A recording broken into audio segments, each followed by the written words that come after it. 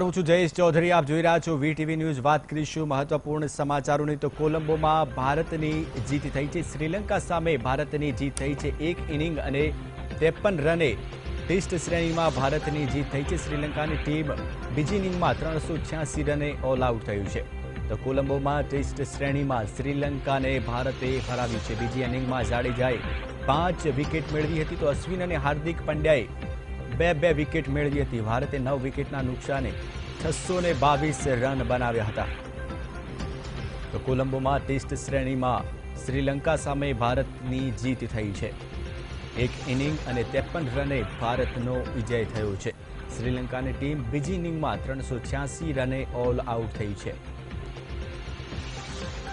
તો આ તરફ બીજી ઇનિંગમાં જાડેજાએ 5 વિકેટ ઝડપી હતી ને આખરે ભારતની જીત થઈ છે. કોલંબો ટેસ્ટમાં શ્રીલંકાને ભારતે હરાવ્યું છે. 9 વિકેટના નુકસાને 622 રન ભારતે બનાવીને શ્રીલંકાને કારમી હાર આપી છે.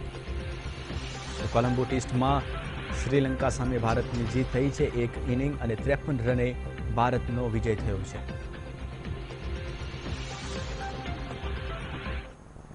તો આ તરફ દેવભૂમિ દ્વારકાના રાવલ ગામે